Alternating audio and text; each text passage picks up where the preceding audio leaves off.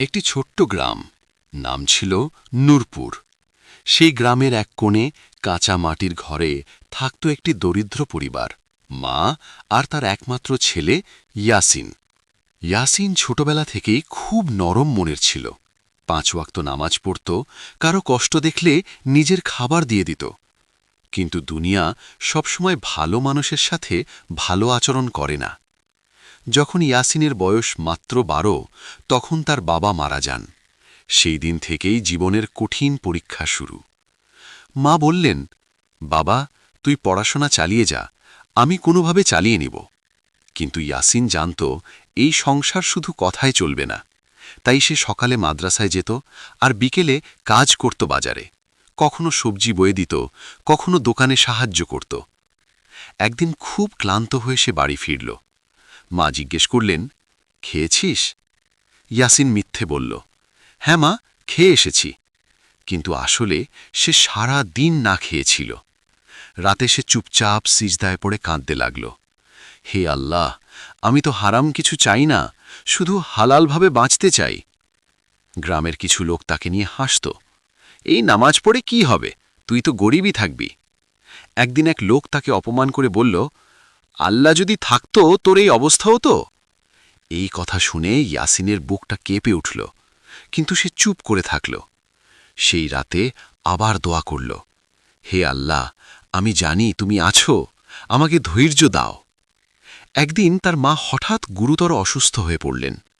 Doctor বলল, operation করতে হবে, না হলে বাঁচানো কঠিন। টাকার পরিমাণ শুনেই ইয়াসিনের মাথা ঘুরে গেল। সে গ্রামের সবাইয়ের কাছে সাহায্য চাইল, কেউ দিল না। কেউ মুখ ফিরিয়ে নিল। রাতে বৃষ্টির মধ্যে সে একা বসে কাঁদছিল। তার মনে হচ্ছিল সব শেষ। কিন্তু তখন তার মনে পড়ল, আল্লাহ কখনো তার বান্দাকে একা ছেড়ে দেন না। সে উঠে দাঁড়াল, অজু করল আর 2 রাকাত নফল নামাজ পড়ে কাঁদতে লাগল। হে আল্লাহ, আমি আর কাউকে পাচ্ছি না, তুমি ছাড়া আমার কেউ নেই। পরদিন সকালে হঠাৎ একটি গাড়ি এসে গ্রামের সামনে থামল। একজন শহরের বড় ব্যবসায়ী নেমে এলেন। তিনি ইয়াসিনকে খুঁজছিলেন। ইয়াসিন অবাক হয়ে জিজ্ঞেস করল, আপনি আমাকে কেন খুঁজছেন? লোকটি বললেন, গত রাতে আমি স্বপ্নে দেখেছি একটি ছেলে কাঁদছে আর কেউ বলছে তাকে সাহায্য করো। তিনি ইয়াসিনের হাতে একটি খাম দিলেন। ভিতরে ছিল অপারেশনের জন্য প্রয়োজনীয় পুরো টাকা। ইয়াসিন কেঁদে ফেলল, আল্লাহ, তুমি সত্যিই মহান। তার বায়ের অপারেশন সফল হল। এরপর সেই ব্যবসায়ী তাকে শহরে নিয়ে গেলেন, পড়াশোনার সুযোগ দিলেন। ইয়াসিন কঠোর পরিশ্রম করে বড় হল। একদিন সে নিজেই একজন সফল মানুষ হয়ে গেল। বছর কয়েক পর একদিন ইয়াসিন সেই একই গ্রামে ফিরে এলো। যারা তাকে একসময় অপমান করেছিল তারা আজ সম্মান করে।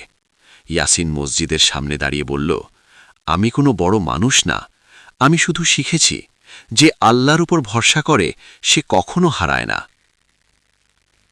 তার চোখ দিয়ে পানি গড়িয়ে পড়ল।